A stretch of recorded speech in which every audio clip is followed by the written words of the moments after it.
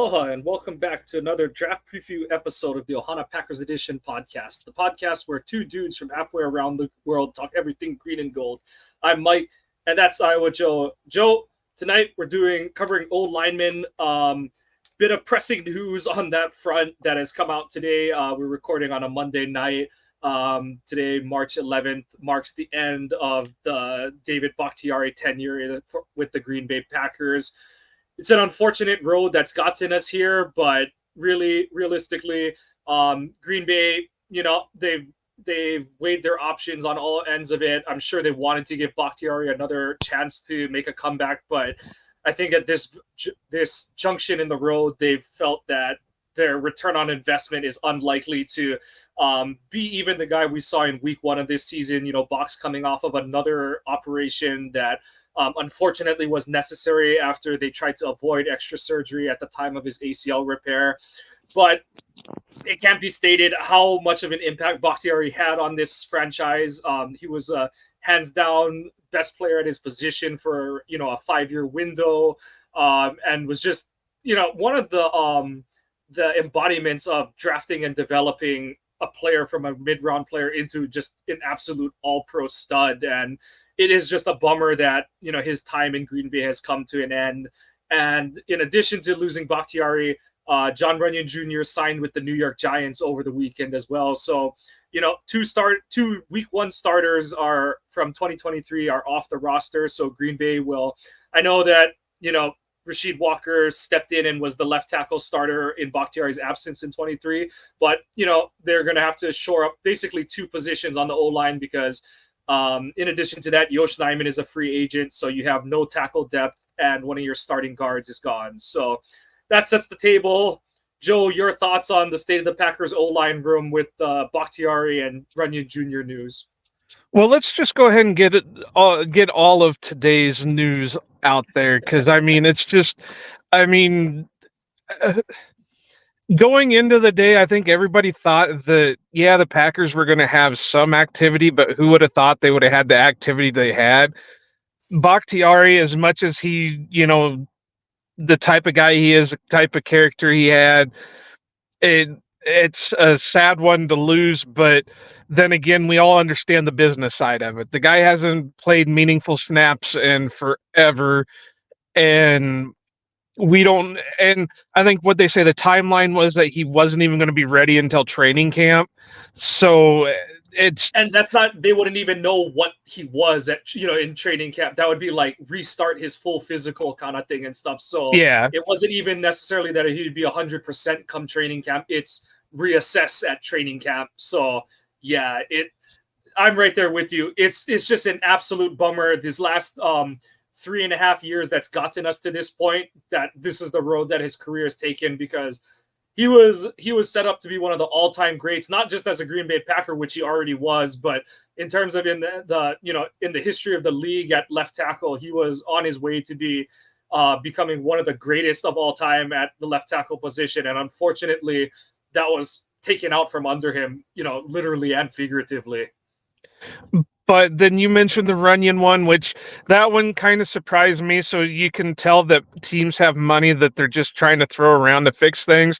Because I've been saying for a while, I feel like Runyon would have came back on a Lucas Patrick, Lane Taylor type deal, but he got him a good chunk of money, 3 years, like $30 million or something like that. But let's talk about the big news. Who would now? In a way, last week when we talked to Sarah Kelleher, I was kind of right in a way. I said that with the way Goody was talking, that he was going to trade, use his draft capital to trade. So I figured maybe they would fill some holes with a trade, and one of the holes was running back. Well, they didn't go the trade route; they went the signing route, and they brought in. God dang it, Josh Jacobs from the Raiders. No, that's not the thing. Somebody tweeted this on the Elon machine, and now it's stuck in my head. They go, how many times am I going to say Brandon Jacobs over Josh Jacobs? And now every time it comes in my head, it always just pops up Brandon. So whoever tweeted that, I hate you right now. But anyway, they signed Josh Jacobs to, 4 years, $48 million?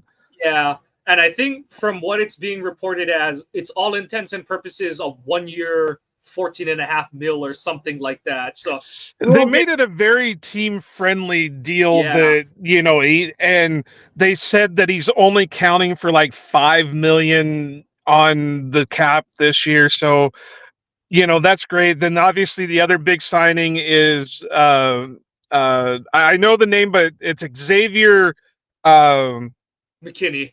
McKinney. I keep wanting to say McKinstry, but that's the That's uh the corner coming out this year. yeah. Kool-Aid. That's Uh Kool-Aid. but that one I think is the bigger signing because that obviously fills a major hole. It put, from the way guys are talking or people are talking, that's going to fill the spot that Jeff Halfley was pretty much talking about in his press conference, was that post safety or whatever big word he Yeah. was using.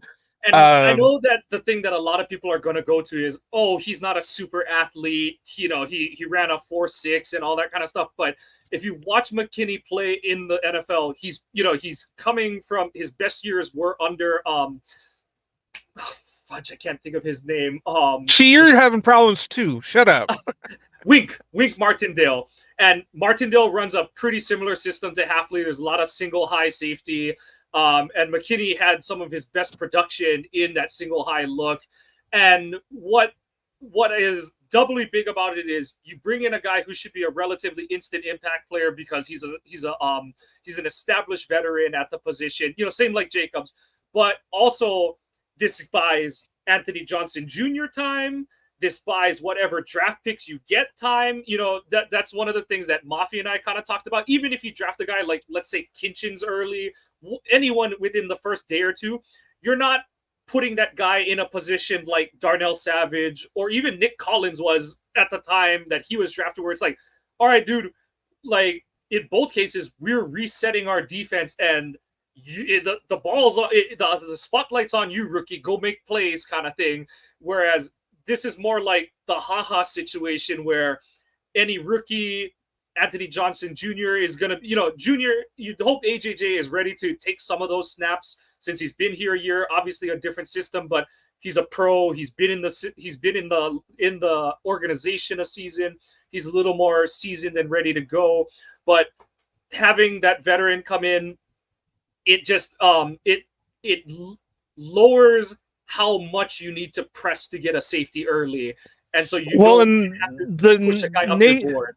yeah, and the nice thing about him is he's just turning 25. So this is kind of a Kenny Clark situation where by the time he hits the end of his contract, which I think they're saying is another 4-year deal, he could have another contract. Yep. Obviously, DBs It's aren't kind of like the as Amos. It's kind of like the Amos situation where obviously Amos unfortunately fell off a cliff, but it's sort of in that same mindset where it's like the way this guy plays, the age he is, he could have another contract in Green Bay, and like just like Amos, time will tell. But it's seems like a really heady move by Gutekunst, and you know, circling around back to so. In addition to that, Devondre Campbell got released. I believe I haven't seen it confirmed, but I believe he's he was post June 1st. yeah, that's what Designated. everybody's saying is a post June for him. So the thing with that is his money isn't free now. It's free for the it's freed up for the purposes of Green Bay being cap compliant on the opening of the league year, but Green Bay does not. So whatever it is, the 10 million or whatever that is supposed to be cap savings, they don't get that till June 2nd. And so I know a lot of people will be like, well, why do that? One, it allows Green Bay to maneuver some money around. And two, the big thing I think that they're looking at is that 10 million, they're going to play with that with Love's extension to kind of mess around with the numbers on that in terms of how that, there's a lot of maneuvering on that end of it. But to tie into the Jacobs news, the other big bombshell today, apart from Bakhtiari, which I We're would say, both heartbroken today. We're both yeah, heartbroken today. but Aaron Jones was also released today, and so I've had some back and forths with some people on Twitter about this one. Some are saying like, I think a lot of people have kind of come to terms with like, yeah, the reason that a lot of Green Bay fans are upset is more because Aaron Jones was just such a great dude. Yes, he was still a very good and productive player, but because he was an A plus plus plus human being, that's what makes this news hurt so much more. Is because it's the whole like you're losing one of your kids or one of your best friends kind of thing, and but from the like cold-hearted business side of it, it makes so much sense, and I hate saying that, but you always what do we hear all the time with like contracts, free agents stuff? Do you get rid of a guy a year too early or a year too late? I've waffled on Jones that you know what, and this was under the preconceived notion that we didn't have Josh Jacobs yet, but it's like if you don't have a you don't Jones is your running back room, you've got to just run it until the wheels fall off kind of thing. But because they were able to get the Jacobs deal done, and I've seen people weigh on it different ways. Some are saying like, "How dare you ask him for that big of a pay cut going after what he did the last 5 games?"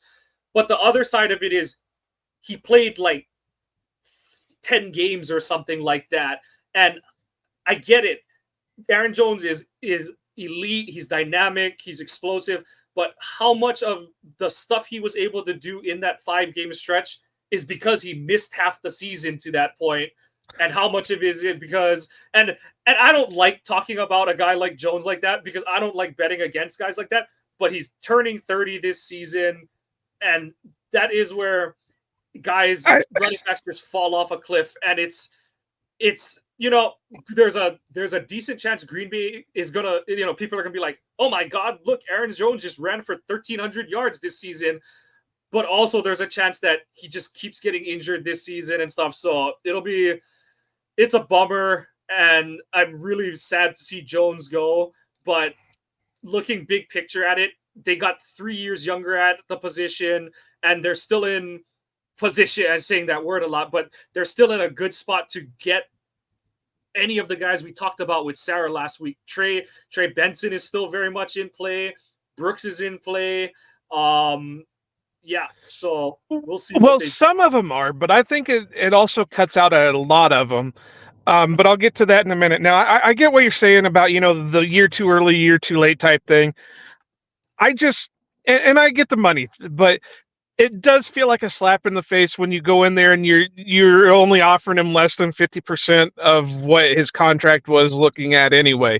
I get that whole spot. It does feel that way, and I understand why he wouldn't. I do think that there is the slimmest of slim chances that they do pull like an AJ Hawk deal where they let him test the market, and if he can't find a better deal, they bring him back on whatever deal they were working on. Yeah, But I think, and this could all go differently depending on what happens. He could get another injury, he could do whatever. I do think he has a good 2 years left in him. And the big thing is I think he would have thrived more now with Josh Jacobs than he did with AJ Dillon. Because if you watched him, he was having a ton of success when he had a guy like Jamal Williams with him, and Jamal was having a ton of success at the same time. and So, Jacobs is really a supercharged version of Jamal Williams more than he's like right. Dylan. Yeah, Yeah, so I think that they're kind of missing the boat on it a little bit. Now I say that in full bias. Everybody knows I'm a Aaron Jones super fan, yeah, and I even tweeted this earlier that I don't normally get emotionally attached to players just because I know it's a business. I know the teams and players have to do, but this one hurts because I was a little bit invested with him because of all the things that surrounding circumstances. Now, yeah. were we best friends? Hell no. And honestly, if I were to go up there today and wish him luck, he probably wouldn't know who the hell I am. But for the little bit that we did know each other and everything, it made it personal because, hey, I got ingratiated with a Green Bay Packers family. How many people can say that? Not a ton of them. I mean, more with the Packers, but because of the fan owned situation. But anyway, back to my point. I wish they would have been able to find a way to keep him, just because I think the dynamic of him and Jacobs together would have been great. This would also have done what you were just saying with the safety side of things, allowed them to draft somebody and bring him along slowly instead of saying, that's it, go out there. Yep. Jacob's going to take this many carries. Wilson is going to take this many carries, but you're set for this many carries. You need to go out and do it. Yep. Whereas, had they kept two veterans, and I don't really consider Wilson a veteran because, he's still learning the game also. Well, I mean, learning the NFL also. So it's like, okay, well, now you're looking at this and your rookie is going to be your automatic number two, because I just don't see Wilson taking that next step to being, a bona fide superstar after only running maybe a handful of snaps all year. Yeah. So that's the only thing, and this isn't stopping them from reaching in and getting a retread either. Like a, not necessarily this name, but a guy like it, like a Kenyon Drake or somebody like that, to just Just to have. complement and, like you said, kind of paper mache over some of those options. Yeah, like you said, to take up snaps, just so you're not totally relying on a rookie and Emmanuel Wilson stepping into a role I know he was injured too, but LaFleur flat out said he wasn't ready to be the number Yeah, two back last year. So, and that's why they kept signing free agents throughout the season. So, they definitely have but options still, but but yeah, we're both heartbroken because not only did I lose my guy, but the one guy in the world that was standing up for this guy throughout the whole season, and now he signs with the Jacksonville Jaguars on a 3-year deal, and that's Darnell Savage. So we're both kind of in mourning today. a little bit. I honestly, I'm happy for Darnell. We heard sort of rumors that outside teams were looking at him and liking what he offered and stuff. So we'll see where that goes, but hopefully, a breath of fresh air is good for him. I would have liked to have seen him in this system because I do think his skill set fits what Halfley has liked to do in the past. But wish Savage nothing but the best. And honestly, we'll see where the rest of the cards fall for the Packers. But And the last one that makes me absolutely mad, and there's two players on the roster. Well, now he's back on the roster, but two players that could have left this whole friggin' team, and I'd been the happiest in the world. The Aaron Jones news would have been a little bit lighter on me.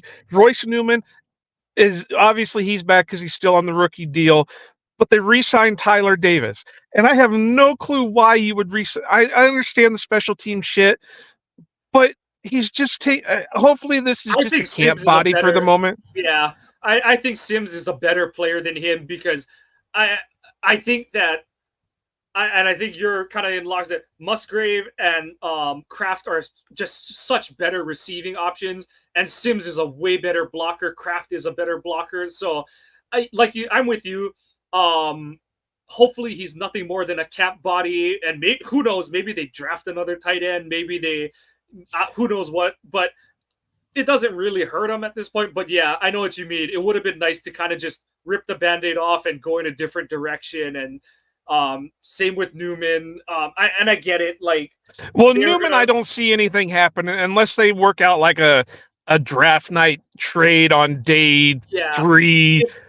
If anything, he won't get moved or cut until after the draft because they'll have picked up a bunch of guys that they like Right. better and all. So, but I'm right with you. That the Tyler Davis news is kind of like, all right, because I think that came out relatively quickly after the Devondre Campbell news. So it was kind of like, all right, fine, I guess. But yeah, So but yeah, and really to kind of put a bow on the whole free agent talk, I don't think the Packers are completely done, but I also don't see them dipping into the the deep end yeah, of the free agent pool. I don't expect them to go out and sign another big name, big contract. I see them getting some retreads or some younger guys that are, on the cusp of something but haven't figured it completely out yet.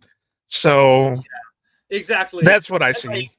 who like maybe another like more mid-tier safety to come in, and also, just another body that's not just a special teams player like we were kind of harping on this past offseason. That would be kind of nice to see them do. But other than that, I feel like the only thing that would be absolutely funnier is with Vikings reportedly in on Jones and having signed Grenard from Houston, is if Green Bay swoops in and takes Daniil Hunter. I don't think they will, because I don't think that they're going to Julius Peppers it, but it would just be hilarious. It Just for the would, but I just don't see where he would Yeah, fit. he's already been linked to San Fran and stuff, so it just doesn't really make sense. He's not going to necessarily be a One, starter, so yeah. San Fran's got released Armstead, so they're in the hunt for somebody. But I think he was also tied to Detroit too, which Detroit Mhm. has been making some moves. That they traded for Carlton Davis. They signed a couple other guys, and I can't think of them off the top of my head. But Yeah, but they lost their so starting guard and stuff. So there's been some movement in the NFC North today. It's been interesting. So we'll see where the cards fall on that. Yeah, ironically, I think Green Bay, Detroit, and Minnesota all within like $5 million of cap space of each other. So, but that's that like we said, we're gonna put a bow on the free agent talk. Circle back.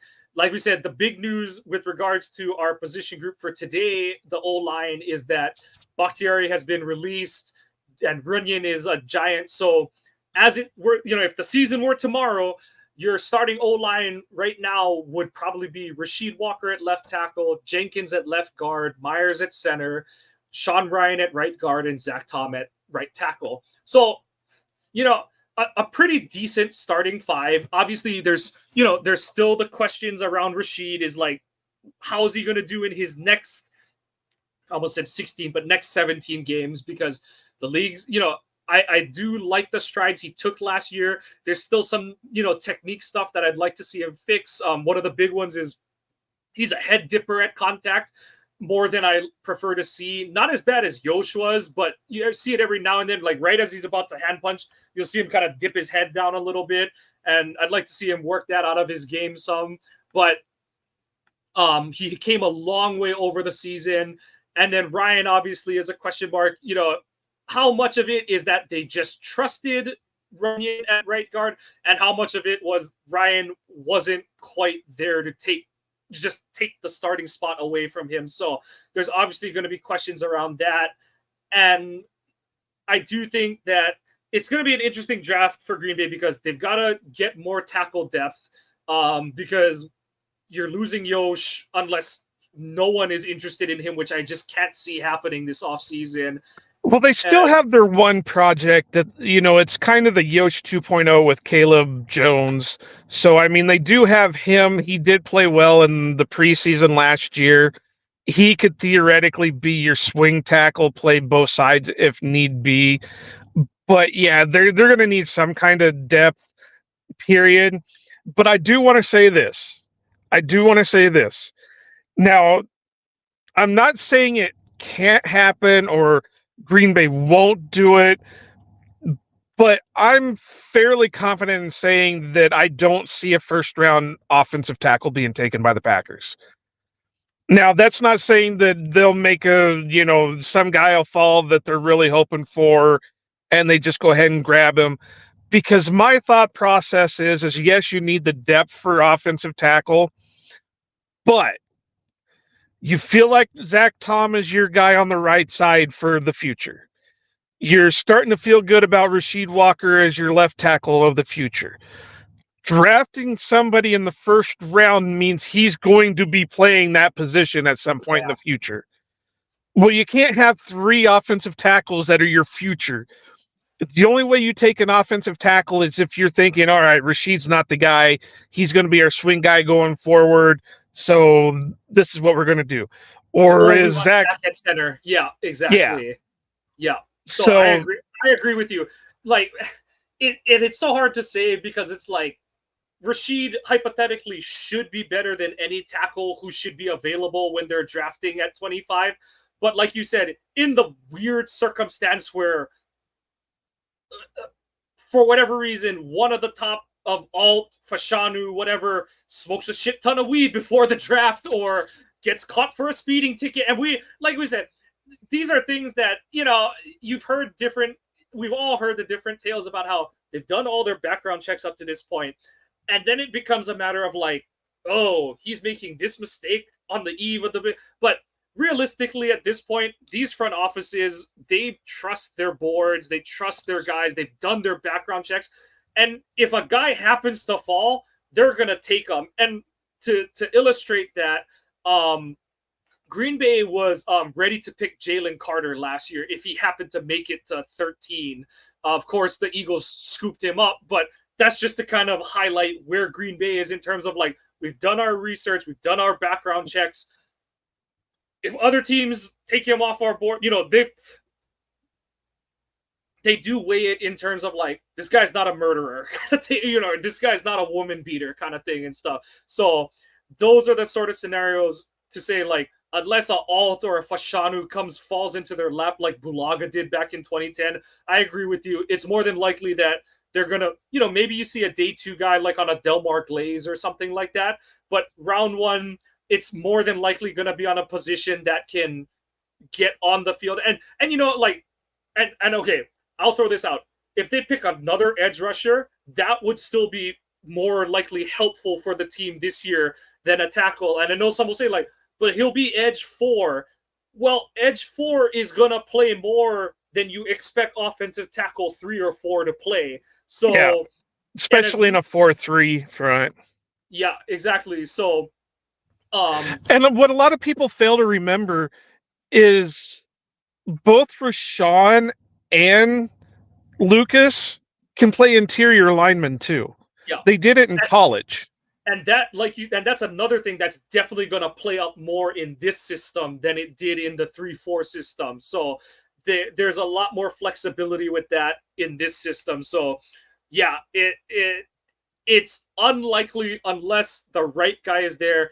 The only one I'm kind of uncertain, and this will kind of delve into our like takes on players. I don't know how much they like this guy, but let's say they really like Jackson Powers Johnson, the center from Oregon. They might look at him and be like, okay, we're good taking this guy in the first round. That would be the only, but I don't see and like I said, even that, we haven't seen them draft an interior O lineman that high before. And they would have to like him so much. Yeah, I have 2 rules of thumb. You don't take interior linemen in the first round, and you don't take an offensive tackles who you plan on changing to an interior lineman in the first round. Yeah. Because that's a project. Now, the thing about the guy that you just mentioned, I'm going to steal something from Brian Maffey. I think he's a little bit too big to be playing size-wise. I think, because I think he's like 6'6", 330 or something like that, 322. I think he came in at. So I think he's a little bit bigger than what they like for their centers, which is his premier position. I suppose they could go at guard, but I still think he's a little bit bigger than what they typically go for. Yeah. But that's my opinion. Yeah. So, like I said, that's one of those we won't know until draft day. And obviously, okay, and I know like some people are like, oh, will they change the way they draft? Will they stick to how they've been? The way I say that, I won't say never to anything, but until they do something, I don't expect them to break their trends. And they don't draft O-linemen that are over 330. They, they prefer to have guys with arm length of 34 inches at tackle, which Bulaga made a joke about at his retirement ceremony that, thank you for drafting an unathletic, short-armed guy in the first round. Well, I always loved that one, and me and Mafia went back and forth on that too. And I understand they're just slightly shorter, but both him and Clifton were under 34-inch arms, and they ended up being 2 of the best offensive tackles that the Packers have had. Yeah, and I think Clifton, what helped him is like his frame was just big and he had good feet even after his hip exploded because of Warren Sapp. And then Bulaga was just massive. Like he just looked like a cinder block. But he, as much as he wasn't a plus athlete, he could move, especially at right tackle. He was more than mobile enough. Especially, I think everyone remembers what he kind of looked like at the end of his career.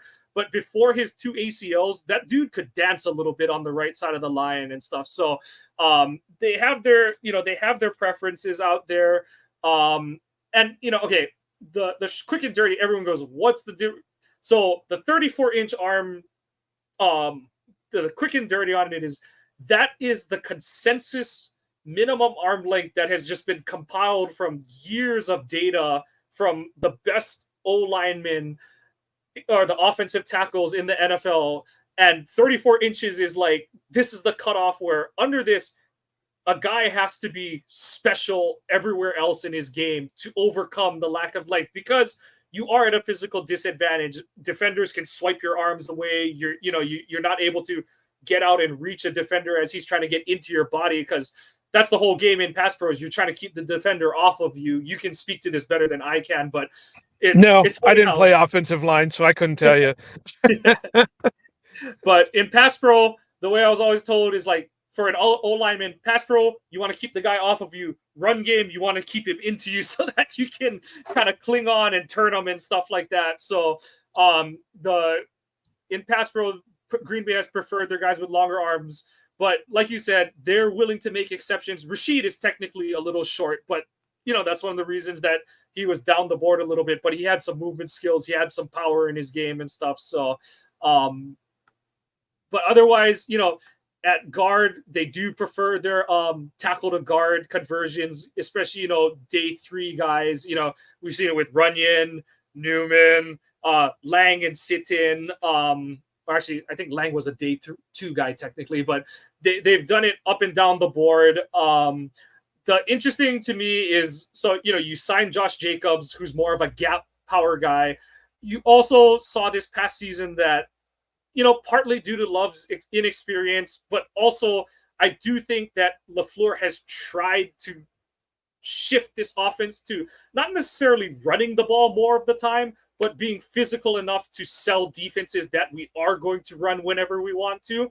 And so I do wonder, do they shift their priorities at that right guard? And Sean Ryan is kind of in that mode where he's not as good of a pass blocker as Runyon. At least right now, he's not as good of a pass protector as Runyon was, but he's a better run blocker. And do they look for guys who can create movement on the interior more so that those play action fakes, they get defensive players to commit to the run because they're like, oh, like if they run on us in the light box, they're going to crease us kind of thing. So like I said, they could go through this draft and Goot could just draft 3 tackles, 2 of them who are going to become interior O linemen. Like that would just keep up with what they've done, throughout their, not just Gutekunst's time, but back to Thompson's time. Or do they change gears a little bit, go for more guys that, have the physical tools to become better pass protectors with some pro coaching, refinement of the technique, or and focus on guys who can create movement in the run game. So that's one of the ones that I've been watching the last couple of years, but they really have just stuck to their guns and stayed with pass protectors over run blockers. So it'll be interesting to see if they stick with that. And it makes total sense. Like everyone's like, why wouldn't you change? But you had Aaron Rodgers, and if Love is able to continue to build his game off of what we saw at the end of this past season, of course you're going to want the ball in his hands as many times as he can get that. So suffice it to say, we're going to be pleasantly surprised, but I do expect the Packers to draft at minimum 3 linemen in this class. So I just think that the class is deep enough to get that many players, and I think they need that influx of talent, especially to bump one of our 2 least favorite players off the roster this upcoming offseason. So that's on my wish list. They'll always reach in for the UDFAs too, because they're always looking for project guys, and I also wouldn't be surprised if they reached kind of, again, to go back to what I said earlier, a retread type guy that, he's sitting there 24, 25, he's been sitting on a team for a little bit, he's played a little, but he hasn't been able to show what he has, and then they bring him in for like training camp or whatever. and go from there. So, all right, so let's start talking about some people. I'll have to be honest. For one, I did most of my looking before the combine, so I don't have RAS scores to Oh, that's kind of fine. go with. And Yeah. then for two, I have there's two positions that I struggle looking at: safety and offensive lineman. And the main reason is because in my eyes, as long as they're holding up, that's a good offensive lineman. But that doesn't mean that their footwork is great or their technique is great or whatever. So those are my two weaknesses. So, but I got some guys to talk about. Yeah, and just to kind of dive into that, the part where it's hard to translate it, as much as the NFL has moved to also playing a lot more spread, the NFL is not going to play as wide open spread as college teams do, where a guy only has a winning block in college is is 1.5 seconds kind of thing. The Because of how the game is played in college with the middle of the field hash is wider than they are in the NFL.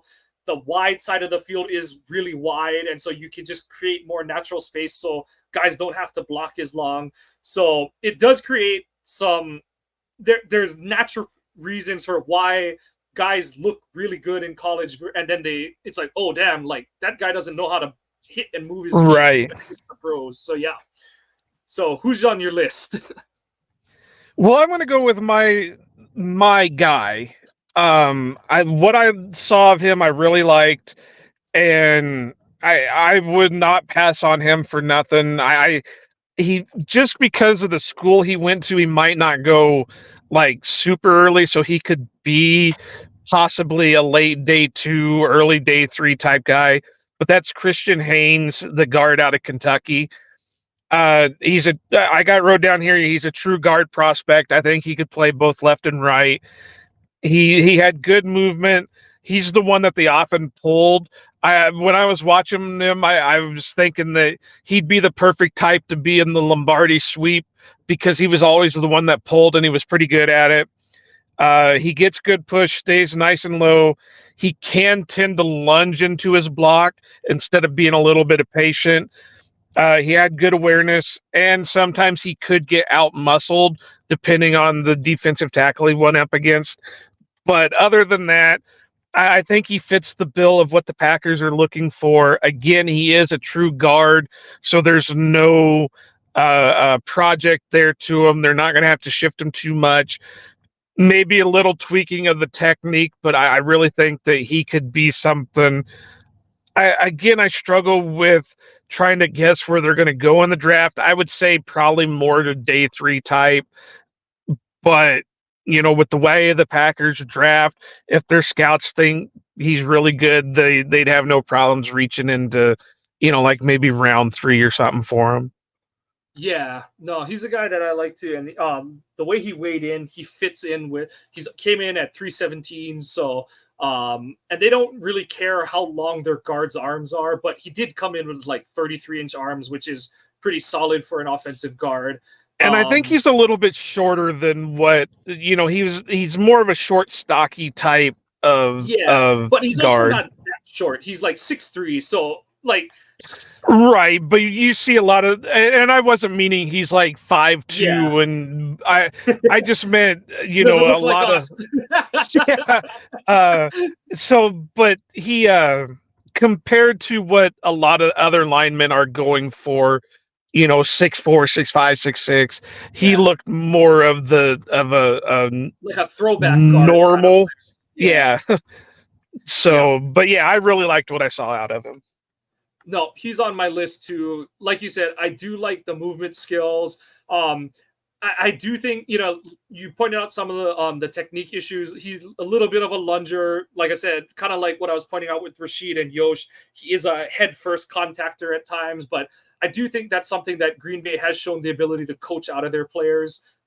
They've been good at getting there. Even Yosh, like he'll duck his head, but he is throwing his hands first when he goes to engage. So and you got to just see what you hit. But I do like the lateral movement skills, getting out on the edge, whether it's to block. And what everyone has to remember is even when they run their wide play action, their linemen are pulling to simulate the run, and then you got to pull, stop and block a rusher coming out in space. So I do like those movement skills that he has. I like, and that's the thing too, is I like that, you read some of these draft websites, and they double up on the use of length. They don't separate height and length. So they're like, this guy doesn't have a lot of length. Well, it's like, but he's got almost tackle length arms, and it's just that he's 6'3". So it's like, I don't care too much that my guards are a little shorter, because I just care, can you move your feet, and are you going to be able to engage defenders? So he's a guy that I like. Anyone else that really stands out, or is Christian really the guy that you're like, this is my He's spot? he's my main guy, kind of like with the running backs when we were talking with Sarah. Ray Davis was my guy there. Christian's my guy with this one. I do have more. Uh, Now, if you want to talk like offensive tackle, now I'm going to really butcher this guy's name because I haven't heard it said. But it's the kid out of Yale, Yeah, Kyron Amagaji. Again, he's a good size to him. He seemed to me like he was a bit of a mauler. He's quick off the snap. His strength looked good. Good drive. Maybe needs to work on the footwork. And of course, even though it is an Ivy League school, it is a small school for football. So you also got to look at the talent he was kind of going up against in the Ivy Leagues. But the one that I want to talk about, and I've seen people liking him, and I don't know. There's just something about him that bugs me. I've even seen him mentioned as like a first rounder, and I don't know. It's Javon Foster out of Mizzou. Uh, I said that his back pedal really kind of sucked, and he looked like he was doing the reverse bunny hop. There's like no fucking kick to it. when It's you just like he's hopping. and that's one of his big techniques that he needs to work on. He's shored up a lot of his hand usage. His knee bend is a lot better this year. But yeah, if you put his film side by side with Bakhtiari's, there's a gigantic difference between the two of them in terms of their get off the ball in pass pro. But and I agree with you. I don't like it. I've seen some of the talk of him as a first round pick. I think he's more of our like later second round pick or early third round pick, where like he's in that range, because he has still some of that footwork, especially like you said, his jump set, as they call it in pass pro, where it's that that big step out of your stance to get depth Yeah, on the I usually defensive call end. it the kick because it looks like the Yeah, reverse kicking. And yeah, instead of kicking, he's more like I said, it looked like the reverse bunny hop because he wasn't yeah. really getting his He back looks like leg. old Shaq trying to cover a pick and roll kind of thing and Yeah. stuff. Yeah, And then the other thing that I saw about him that and I don't know if this is the technique that he's been taught or if this, whatever, but he tended to bear hug more than punch. So he was going to the outside of the shoulder pads instead of going to the inside. Well, we all know in the NFL they preach to you to go inside. If you've got them between, right there on the chest, you're less likely to get a holding call. Whereas if you get them on the outside, you're more likely to get a holding call. And obviously that could be something that could be taught out of them. It's just what popped out on me on the tape with him. Otherwise, he looks like he's got good strength, and of course, he's got the size that the yeah. Packers tend to look for. But there's just a bunch of question marks for me with him that I don't. Like you If they said, took him, I'd be all right. But I just, it knocks him from first round consideration kind of thing, because yeah, he's not that, like we talked about earlier, he's not that guy that we'd be comfortable with coming in day one. It's like, you're taking Rashid, like you're definitely better than Rashid, and you're starting at left tackle to, right, and like, as much as some might roll their eyes at it, Jordan is going to be like one of the top 5 paid quarterbacks coming into this season. That's just the nature of the business, and that number just keeps climbing. And are you going to turn it over to a rookie who does need technique work, or are you going to trust the guy who blocked for Jordan for the majority of last season? So right. yeah, and that's where I definitely agree with you that I don't see Foster as a first round pick because of that glaring technique issue. I see him more of as a, And like I said, that mid day two kind of pick where he's got upside. You might see him as like a third like kind of like Green Bay was running Yosh out there as the third tackle last season and stuff. But I think next year is too soon to expect him. Like even by mid-season, this dude is gonna be starting for you at left tackle, kind of thing. honestly, in my opinion, and again, I don't do uh uh round grades for these guys because it's too much of a. I could even see him fall into third or fourth just because Yeah, the technique. Uh, and again, who am I? I don't get paid to do this. I'm not a big talking head. We're just, a podcast to whoever wants to listen to it. And, obviously I don't have a ton of tape to follow on these guys, but he's one that I think is off my board just because there's too much work to have to be put into him in hopes of him to be a good player. Even though it's not like major work that needs to be done, it's still enough that I'm not there for him. like you Another said, guy.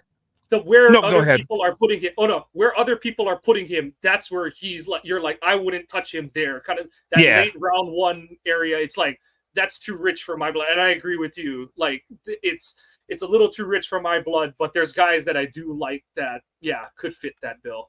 Well, I'm going to do one more, even though I've got a couple others that I can talk about. Uh, and we'll see if they're the same ones that you kind of looked at, and we can kind of trade notes on it. Uh, One I think you definitely did because it's a Mafi guy. So, but anyway, this is another one that I've seen as possible first rounder. And I've said this numerous times because I have a feeling that he's going to be more of a guard than he is a tackle. And you don't take an offensive lineman project that you got to switch from tackle to guard. And that's Graham Barton out of Duke. I thought he stood a little bit too tall in his stance. He did look like he pulled well. Size is about right for the Packers. I thought he was a little slow off the snap and pass pro, and I did write that he might be a better guard than a tackle. And my big thing with him is he reminds me a little bit of Pete Skoronski from last year. And look at what the Titans are having to do with him. He's not a tackle anymore. He's a And I think guard. Skoronski moved way better than Barton did. And Yeah. like, yeah. So no, I agree with you. Yeah, I, and that's the thing is like he's tackle height, but he's got 32 and change arms. And I don't know if he has the bulk right now to play guard or even center necessarily. Like you said, there's, as much like he's taller than Myers. And what's one of the things that everyone hates that Myers does is sometimes he gets stood up, on the Yeah. interior of the line. And Barton, like you said, he plays more upright than Myers does. So, like you said, you're introducing extra variables into a prospect where you're like, oh, we want him to play here, but are we going to find out he can cut it or that he can't? And now we've got to go to contingency A, contingency B, and keep shuffling on down the line kind of thing and stuff. So I agree with you. I've seen him a lot. I don't hate him as a prospect, but it's one of those where I'm like, if we're taking him, I got to know what's more importantly not on the board and Right. still on the board. Because if he's, I see him in mocks and I'm like, where's Kool-Aid McKinstry? Where's Cam Kinchen? I know Kinchins didn't have a good combine, but I don't think he's the athlete that he tested as at the combine. But like, there's a whole bunch. Where are some of the edge players that are ranked at the end of round one? I don't think they would take another because I don't think there's a linebacker worth taking at the end of round one. But like I said, there's all these other positions. Where is a Chris Jenkins or Byron Murphy or even Johnny Newton from Illinois? Like, where are some of these players? Are they all off the board? And because that feels it would almost feel like a John Michaels pick, honestly, kind of thing. Yeah. Where and this isn't the team that can afford to have one of those. And I'm not saying that this team is banking on a draft pick hitting right away, but they're in the position where I think they have enough talent, especially if they do like kind of make that one or two more moves we were talking about in terms of shoring up some holes in free agency and the young guys take steps forward. And this Hafley system is even partly as good as we think it's going to be. But you do want these guys, kind of like Lucas did, kind of like Rashawn did his rookie season, where they're contributing as the season rolls along, and you're seeing them, impact the game a little more as the season goes. Not like you said, like with Skoronski, where it's like, oh God, did our first round pick, he can't play tackle. Can he play guard? Oh, we can't count on him to play guard yet because he's too light. And he can't beat out Myers to play center. So it's like, like you said, it's unless one of those top tackles falls, it's hard to see Green Bay taking an O lineman in our round one, just because I know that you don't want to speak in absolutes and stuff like that, but you want a guy who, at the very least, is neck and neck with Rashid when they step on the field at the beginning of training camp, kind of thing. And that, I know that sounds like it's a high bar, or on the other side of it, at least makes you feel comfortable that it's like, we're gonna let Zach and Josh battle it out at center, and whoever goes and plays on the right side, we feel relatively comfortable with. And I don't see, and some of the guys I'm going to name and the ones that you've named, I don't think they're quite there yet. I think they have, similar to Foster, not as bad as glaring technique issues, but similar ideas where it's like they're 80% good players and or 80 to 90% good players, but that 10 to 20% is a hole in their game that they've got to get figured out, kind of thing. I think the only one that I mentioned that might be ready day one, and I'm talking day one of the season, not day one of the, that he was drafted, as Haynes. Yeah. And I think as of right now, if I hate using this as a thing, but if, gun to head, if somebody said, would you rather start Sean Ryan as your right guard or Haynes as your right guard, I'm going to say Haynes, because I think he's got a little bit more to him than what Ryan does. Now, I can't say much. I haven't watched Sean Ryan's college stuff. I didn't know him coming into that draft, but I just think that Haynes might be the higher ceiling than what Ryan is, but he's also got a little bit of higher floor than what Ryan did, because Ryan is the same guy that, even if you take the whole steroid thing out, he wasn't even being activated during the first part of the season. Yeah. So there's a lot of question marks to him on that. Whereas Haynes, I think he answers more of those questions than he causes. Yeah. And that Ryan kind of gets into the conversations we were having with some of these other prospects where, like, it's okay that Ryan wasn't active because, yes, he was a day 2 pick, but he was a 3rd round pick. And I know that the optics around it aren't great, but he was a day 2 pick who was making a position change. So, he was a college left tackle. You're moving him to guard, so he's learning a new position. He's not physically ready yet. One of the questions that even Mike Wall pointed out is he's not, and ironically, he gets popped for the PEDs, but his play strength, his physical strength and play strength wasn't what it needed to be to play even tackle at the NFL, much less guard at the NFL. And so you say, like, all the hand wringing that happened over Ryan, and most of it is because, oh God, he's another bust of a round 3 pick. But it's like you play that forward to a first round guy that you're like, we're not even sure what position he plays on the line. Yeah. And it just falls into a totally different pitfall. So totally agree with you there. I don't have any round 1 guys, like, for sure. Like, I would bang the table for a guy to be taken in round 1, because whether it's position or question of fit, all that kind of stuff, or development, those guys, they're all going top 15. I think. I think the lowest a guy could fall, the one thing that I do wonder is, like, and I don't think they will, but is if the league looks at, say, Olu Fashanu, and they go, okay, this guy's got 20, he's got like 15 starts under his belt, or some 15 to 20 starts under his belt.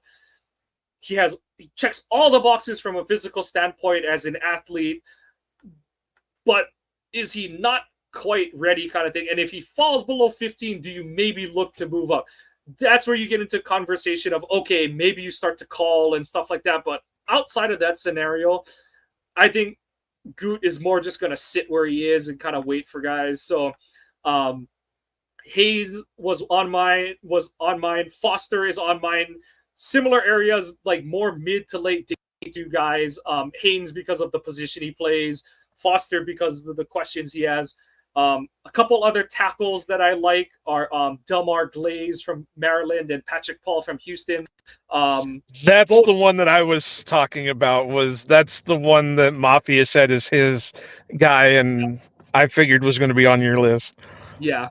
Um, they're both like more like they look like Yosh in terms of their build. They're the taller. I don't want to say leaner because I do think they're like bigger bodied than Yosh, because that was one of the things that everyone says is like Yosh looks more like a basketball player with some mass on him kind of thing than he is like a, he's big because he's 6'7", not because he's just a hulking human being kind of thing. But both of those guys, they have the footwork, they have the lateral agility that you like to see on players on the edge. Do want to see a little more lower body strength, just some technique refinement with their hand placement. That's why I have them as day two guys. There's some tweaks and some physical attributes that you'd like to see improved. And of course, I've got a bunch of Michigan guys on here. Well, to kind of go off your Paul one, I did have a couple things that I had against him. I did say it looked like somewhat he did struggle against speed rushers. And then uh, he again was another one that looked like he was a bear hugger more than a puncher. Yeah, And and that could go to your techniques he's got to work on. yeah. So the Michigan guys that I like, and actually I didn't even list them, but the ones that Zach Zinner, he falls into the same kind of box that Christian Haynes does, where I think he's just a plug and play player. Not as big as Haynes, but he's a little taller. But same kind of mindset, can move, can play in space, can create movement on the interior. Just a smart, heady football player. He started as a true freshman, so he's got a lot of play experience under his belt.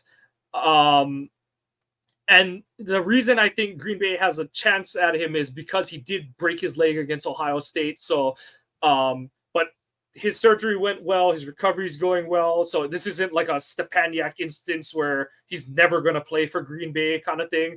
This is more of like the opportunity might be there to get a player that, you might not necessarily have gotten in a different draft.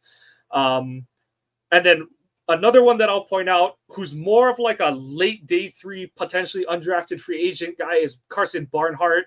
So he's played every O-line position in college, but I think his best pro position would be center. He's just a smart football player. He's got a decent frame for a center.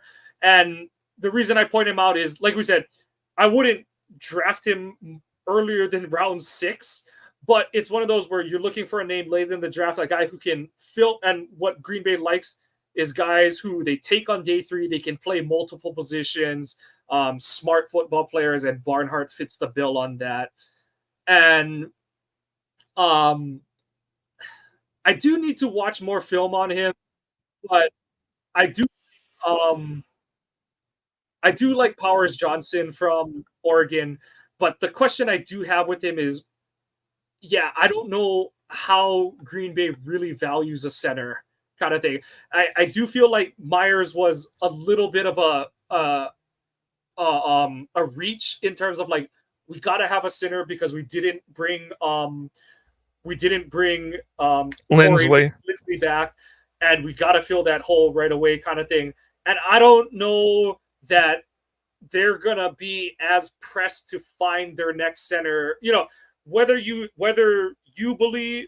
as fans believe in Myers or not, and whether the team believes in him or not going forward, I think they're more willing to take a guy that's a little bit more of a project that they'll be able to groom behind Myers for a season than a guy that they're looking like.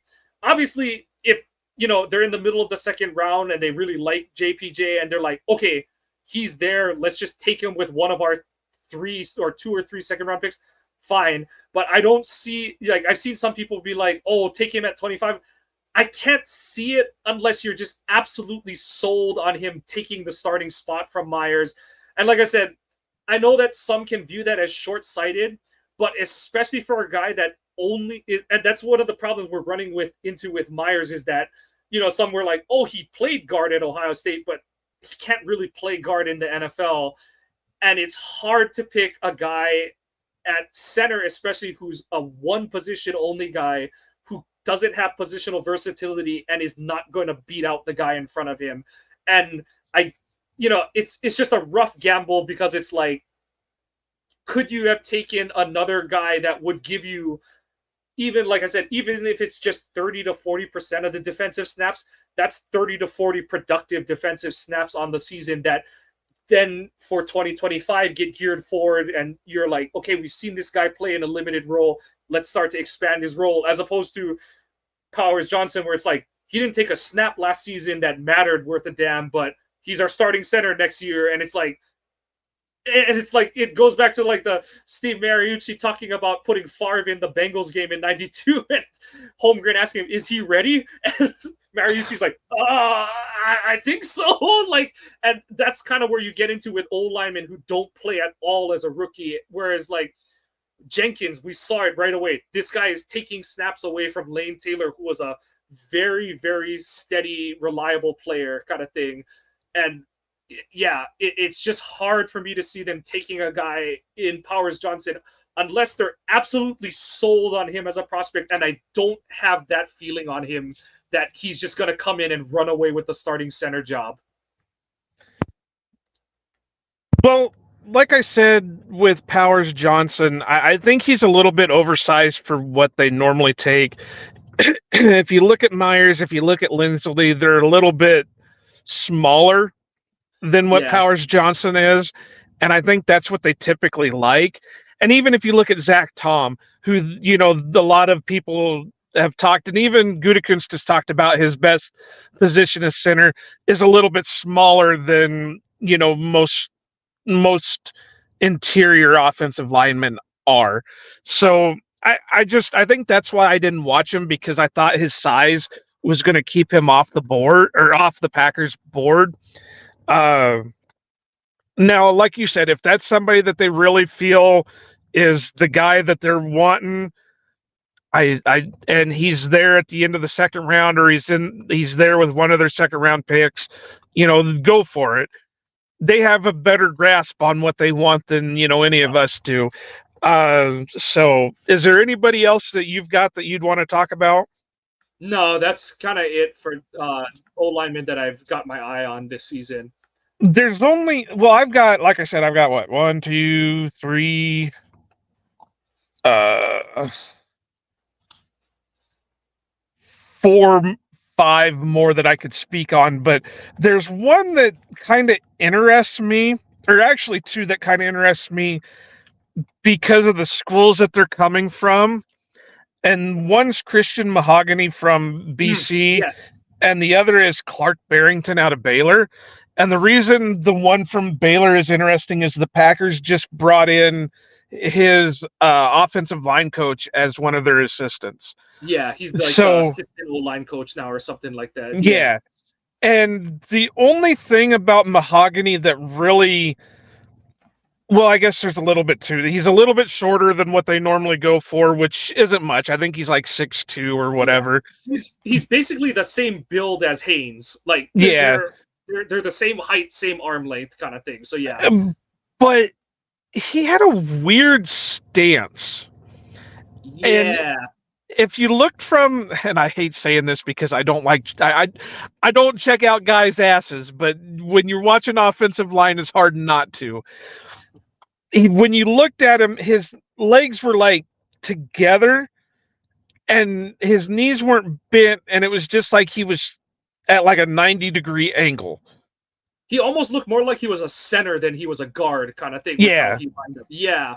And like you kind of pointed to with some other guys, it's hard to tell what's coached and what's just like that's his body type kind of thing. Right. So yeah. And then with Barrington, I thought his size was good, quick off the snap, good leverage, footwork looks good. And the two things that I said that could be detrimental is I thought he could get a little bit panicky. The minute he saw he was getting beat, he would start reaching. And then the other one was, like I said, with Barton, I thought he'd get a little bit tall instead of staying, a little bit more compact to control with leverage. He got a little bit up, and that allowed the defensive lineman to get up underneath him. So I mean, there's some more I can talk about, but I don't want to sit here for another 2 hours. Yeah, and I think the way we've talked about it, I think that they're gonna take one guy with one of their like 5 top 100 picks. I just think that the way this class shapes out at both the other positions they need and O line, they're gonna take an O lineman in one of the first, more likely day two, like we talked about. It's a very short list of scenarios with how they'd end up with an offensive line, let's just say an offensive tackle in round one. I just don't think that there's a very wide range of scenarios where they have a non-tackle in round one this year. But I do think they're going to take one O lineman, whether it's an interior guy or a tackle in round 2 or 3. And then I think they're going to take 2 more guys on day 3. And that's where you're kind of getting into the weeds of like, it's just who's there and who they still kind of, do you maybe get your chance at Amagaji because, he's coming off I forget what his injury was, but he missed like half or 2/3 of the season. I think it was some kind of foot injury or ankle injury or something like that. Yeah, I couldn't tell you. Do you get a chance at him because, he missed most of the season and he's got, some technique work, the massive competition jump. It's as much as we were telling people to give Tucker Kraft the break this season. Amagaji's coming from a bigger jump because coming from an Ivy League school. So yeah. So those are the kind of guys that you're kind of like round 4, round 5. Zinter is in that range because of the broken leg that he suffered. He hasn't gotten to work out or test yet. But yeah, they're gonna have their options because there's a lot of guys who fit certain into certain niches that they like out of their O linemen, and it's just a matter of who's where. And then I know that people say that's a cop out, but it does depend on what's happening on the rest of their board. Like we said, what other moves do they make in free agency? And we all know Goody likes to trade too. So I mean, they could trade down, they could trade up, they could do this. Yeah. Maybe there's some guys on the roster that they trade. I know the big theory is they'll move Christian Watson for something, but I mean, it is what it is. But I'm just saying, you never know. Royce Newman could be a guy that a team that needs an offensive lineman, God help him, would take for a Cole Van Lanen deal kind of thing or something like that. Yeah. So, and we don't know. I what is it? They're finally confirmed that they got 11 draft picks for this coming draft. Because the comp picks got assigned. Yeah. Yeah. So, what was it last year? They ended up with 14 total draft picks. So it could, it could vary. And, if there's a guy or there's nobody in the first round that they really want to take a first round shot on, maybe they trade out of it. Yep. So I mean, we saw Goot this year. He went in with, 11 or 12 picks, and then, he turned that second round pick that ended up becoming Jaden Reed. He turned it into 3 more 5th and 6th round picks kind of thing. So, yeah. And honestly, I think it's one more year of really doing that kind of movement where you do. I know some people are like, oh, but strike while the iron's hot. But I think that because they're shifting defensive philosophies, you honestly, outside of Jair, McKinney, maybe I know that we're high on him, but Johnson Jr. and Valentine, you don't really know what you have in the secondary outside of that. And Valentine and Johnson Jr., they're 2 7th round, there are 2 7th round draft picks from last year. So your secondary is in a situation where it needs to get revamped as well. And you got Stokes coming back, and you don't know what you have in him, and so that's where I said earlier I can see them bringing in some young retreads. I think somebody on my timeline, and I'm sorry for saying this or not remembering your name, but mentioned like a Jeff Okuda or something like that where they're still young and the possibility is still there, but they've been in the league for a few years. Yeah. The other position I see them doing that at is linebacker, just because they, especially cutting Campbell, and I know but realistically, you have 2.5 linebackers on this roster right now because you've got Quay, you've got Isaiah, and then you've got Wilson, who I'd way No, rather he be a Wilson's a special free teams. agent unless they Oh yeah, you're re-signed right. him. Yeah. So I do think he'll probably be back, but yeah, you've got to get answers at those spots. So that linebacker is another one where I could see them picking up, Wilson and another guy kind of thing, just so that you're not going into the draft, needing to come out with 2 to 3 guys for your third linebacker in a 4-3 plus depth and stuff. So yeah, there's a lot of spots that they're going to need to fill, but I do think, despite that, they're going to come out of this draft with 3 linemen just because they've got to reinfuse that room with some youth, especially at the tackle position. So, any other thoughts on what's been just a big day of Packers news and catching up on this O-line class? Really, no. I mean, I really do agree with you that I do see them, move moving around and getting 3 more linemen, whether it is a true guard, whether it is a project, whether it is. But I think they're going to stick with their bread and butter with the mid to late rounds for those guys. Uh, you know, and we'll talk about the other positions later on. So I'm not going to push more on those right now. But they're also going to reach into the UDFA. That's what Yosh was. We know Caleb Jones is on the roster as their project, but they're going to need somebody to replace him because he's on year 3 right now. And Yep. that year 3 is what Yosh was when he made his leap. So, yeah, it's going to be one of those things that they're not done, but they're done. Yeah. I don't see them unless it's a can't miss, like, oh my god, all of a sudden Eric Armstead is saying I'm only going to play for Green Bay, you just offer me a contract and I'll sign it. Yeah. I don't see them making another big name, big contract signing. I could see them maybe bringing in another guard depending on who's still out there, and I don't even know who's still out there at the moment Yeah. to. And the one direction I could see them going in is I could see them doing like oh shucks, what's the the former Saints guy that they brought in 2018 shucks, I can't, I'm totally blanking on his name right now. Shit.